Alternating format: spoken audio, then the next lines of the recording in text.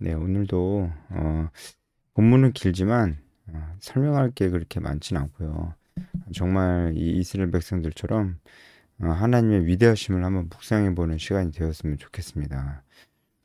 그래도 좀 설명드릴 수 있는 것들 좀 설명드리겠습니다. 1절에 내가 여호와를 찬송하리니라고 되어 있는데요. 이 말씀은 조금 더 적극적인 의미가 있습니다.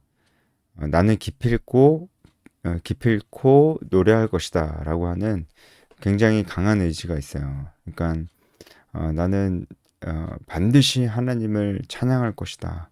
찬양하지 않고서는 안 된다라고 하는 그런 감격, 적극적인 의미가 있는 거죠. 그러니까 정말 하나님의 일하심을 정말 경험하고 난 사람의 어떤 자연스러운 반응이라고 할 수가 있습니다.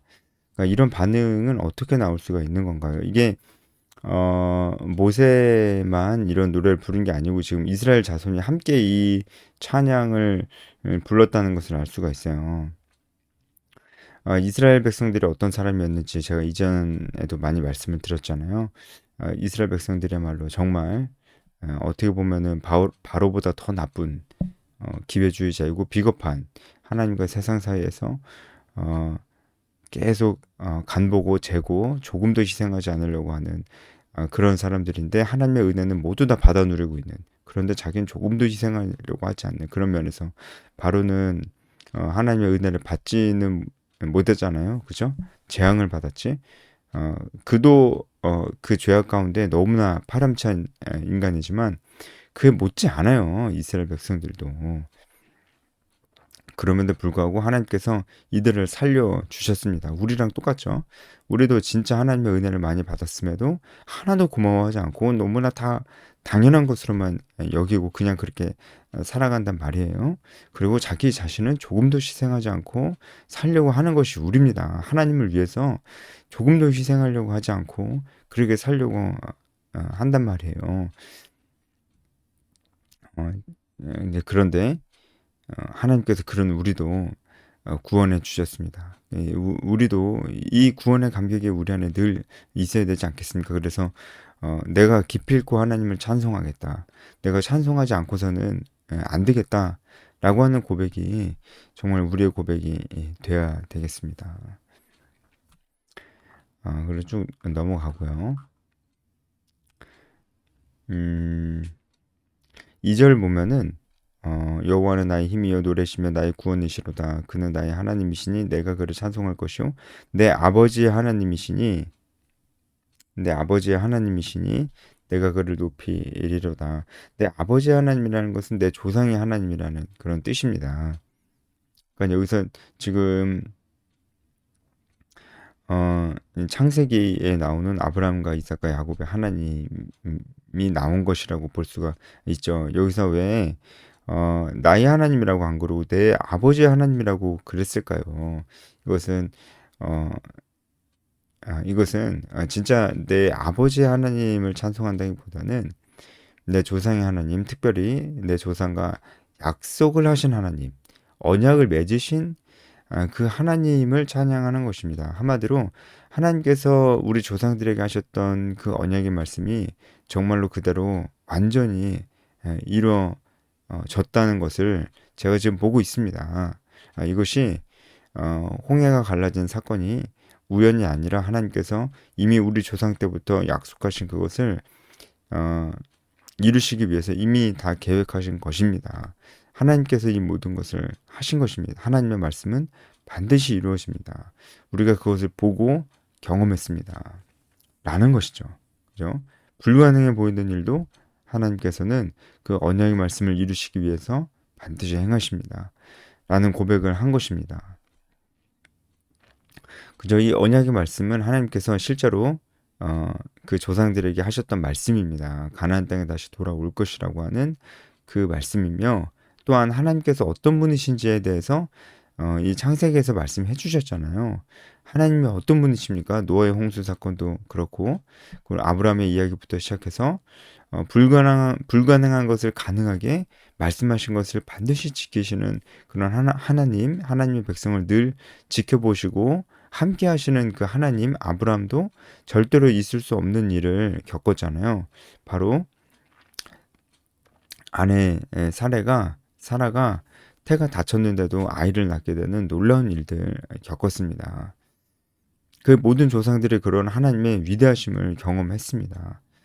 그 하나님에 대해서도 생각하는 것이죠. 내 아버지 하나님이라고 하니까 하나님께서 하셨던 모든 일들을 생각하는 거예요. 그런데 그 하나님께서 약속을 반드시 지키시는 분인데, 아, 내가 그것을 몰랐구나. 내가 그것을 의심했구나. 이런 생각을 아마 하게 됐을 겁니다. 우리도 하나님의 말씀을 온전히 알아야 됩니다. 하나님의 말씀을 잘 모르면 하나님이 얼마나 위대하신 분인지 우리가 알 수가 없어요. 예, 물론 이제 그냥 쭉 읽어도 성경은 무슨 말인지 우리에게 분명히 이제 말씀해 주시고 우리도 이해할 수 있지만, 또 이해하기 힘든 것이 또 성경책이잖아요. 그래서 공부를 하면서 봐야 됩니다. 우리도 하나님의 말씀을 분명히 안다면은 이 언약의 하나님이 어떤 하나님인지 더 깊이 묵상이 될 것입니다. 3절도 여호와는 그의 이름이 싫었다. 이 말씀은 그냥 나온 게 아닙니다. 여호와는 보통 언약의 하나님을 강조할 때, 전능한 하나님보다 언약의 하나님을 강조할 때 이 여호와라는 이름이 쓰이는데요. 여호와는 그의 이름이다. 하나님 이름은 존재 그 자체를 가리킵니다. 그래서 하나님은 그 자체로 여호와 하나님이십니다라는 거예요. 그 자체로 언약을 지키시는 하나님이십니다라는 것을 찬송하고 찬양하고 있는 것입니다. 우리도 이만큼 그 언약의 말씀, 그 하나님의 말씀을 좀 사모하는 것이 좀 있어야 되겠네요. 그렇죠? 8절 보면 주의 콧김에 물이 쌓였다라고 하는데, 이것은 하나님께서 밤새 물이 물러가게 하셔서 바다에 길을 내셨고 양쪽에 벽같이 세우셨다고 이렇게 말씀하셨잖아요. 그 밤새 하나님께서 부셨던 그 동풍이 바로 이 콧김으로 묘사가 된 것입니다. 하나님께서 놀라운 일들을 이스라엘 백성들 위해서 정말 하셨습니다. 그리고 이제 10절에 보면은 주께서 바람을 일으키심에 바다가 그들을 덮으니 그들의 거센물에 납같이 잠겼나이다. 여기서 거센 물이라고 하는데 이 거센 물은 두 가지 의미가 있습니다. 말 그대로 거센 물, 거센 파도를 의미하기도 하고요. 또한 하나님의 권능, 초월적인 권능이라는 의미도 가지고 있어요. 그러니까 이스라엘 백성들이 이 벽처럼 쌓인 이 물을 봤을 때, 홍해가 갈라지는 것을 봤을 때 하나님의 초월적인 권능을 거기서 봤다는 것이죠. 그래서 이런 찬양을 부르지 않을 수가 없었습니다. 하나님은 이렇게 위대하신 분이십니다. 이 하나님이 지금도 동일하게 살아계시고 역사하십니다. 13절 주의 인자하심으로 주께서 구속하신 백성을 인도하시되 주의 힘으로 그들을 주의 거룩한 처소에 들어가게 하시나이다. 여기서 거룩한 처소에 들어가게 하시나이다. 주의 힘으로 그들을 거룩한 처소에 들어가게 하시나이다. 그러니까 그들이 누구겠어요? 이스라엘 백성들이죠. 언약 백성들이죠. 하나님께서 그 힘으로 언약 백성들이 거룩한 처소에 들어가게 하신대요. 여기서 처소라고 하는 것은 나회인데요. 이 나회는 목자가 들짐승들로부터 양떼를 보호하기 위해서 마련한 장소, 피난처입니다. 양떼들을 위한 그런 피난처예요. 근데 하나님께서 이 하나님의 백성들을 이 거룩한 나회로, 이 피난처로 인도하신다라고 하는 겁니다. 여기가 어디겠어요? 이 나회가 지금 어디를 가리키는 것이겠습니까? 이 나회는 가나안 땅입니다. 가나안 땅. 그러니까 하나님께서 우리를 가나안 땅으로 들어가게 하신다 라는 거죠. 그 다음부터 이제 14절부터 이 가나안 땅에 있는 주민들에 대한 얘기가 나오는데, 결국은 이게 이 찬양의 이제 마지막이잖아요. 이 찬양이 하나님께서 하신 일들을 기술하고 그것에 대한 감격을 이제 또 그 감격적인 묘사들이 있고, 그리고 그 결론은 무엇이냐면, 그러면 이제 우리는 어떻게 할 것이냐에 대한 부분들이 이 결론에 나와 있다라고 봐야 돼요. 하나님께서 우리를 거룩한 처소로 들어가게 하신다. 그러니까 우리는 어떻게 돼요? 거룩한 처소로 들어가야 돼요. 그러니까 우리는 가나안 땅으로 들어가야 됩니다. 이것이 이제 이 엄청난 일을 경험한, 이 엄청난 은혜를 경험한 이스라엘 백성들이 해야 될 일이라고요. 해야 될 일이 있습니다. 은혜를 받은 사람들은 해야 될 일이 있어요. 그렇게 자기밖에 모르면 살아서는 안 된다라는 거예요. 아무리 열심히 살아도, 아무리 열심히 자기 경력을 쌓고 건강 관리를 하고 시간 관리를 해도 결국은 자기 자신만을 위해서 사는 것입니다. 뭐 어디 뭐 후원 조금 한다고 그게 헌신적인 삶이 될 수 없습니다. 하나님께서 우리에게 주신 사명을 감당해야 됩니다. 그 사명은요, 반드시 헌신을 요구합니다. 시간을 내야 되고요, 물질을 드려야 됩니다. 내 마음을 드려야 됩니다. 내 마음을 드려야 됩니다. 내 인생의 목적과 목표가 달라지는 거예요. 여러분, 이스라엘 백성들이 이 노래를 하고 있잖아요.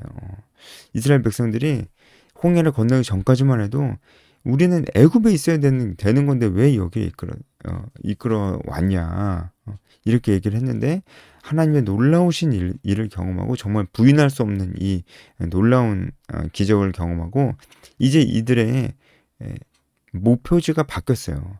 이 기적을 체험하기 전에는 이들의 목표지는 다시 애굽 땅으로 돌아가는 애굽이었습니다. 세상이었어요. 그런데 하나님의 은혜를 체험하고 나서 이들의 목표지는 가나안 땅, 즉 사명이잖아요. 하나님의 언약을 이루는 그 방향이잖아요. 하나님의 언약이 가나안 땅에 다시 인도하여 주겠다고 했던 것이 하나님의 언약이니까 그 하나님의 언약을 이루는 방향으로, 그래서 가나안 땅에 들어가는 방향으로 이들의 목표가 달라졌다고요. 인생의 목표, 삶의 목표입니다. 그 비전이 바뀌었다고요. 우리도 이렇게 돼야 됩니다. 우리도 정말 이렇게 돼야 되는데 예수 그리스도의 피가 영죽을 우리를 살렸고 정말 영원히 죽어야 될 우리를 살렸고 영원한 하나님의 나라로 우리 잘한 것이 하나도 없는데 우리를 그렇게 인도하셨는데 어찌 우리는 하나도 희생하려고 하지 않을까요? 정말로 정말 저도 그런 사람입니다. 저도 그런 사람이지만 그래도 희생하려고 정말 애씁니다. 헌신하려고.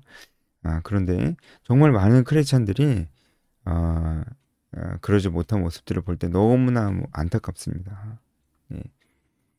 그래서 그 다음에 이제 결국 사명과 관련된 찬양의 마무리라고 볼 수가 있겠죠. 이제 이 엄청난 일을 경험한 이 엄청난 간증을 가지고 이스라엘 백성들이 나아가야 될 곳, 그곳 가나안 땅인데 결국 그 가나안 땅도 이스라엘 백성들이 전쟁을 해서 충분히 득할 수 있도록 하나님께서 모든 조치를 다 취해 놓으신 겁니다.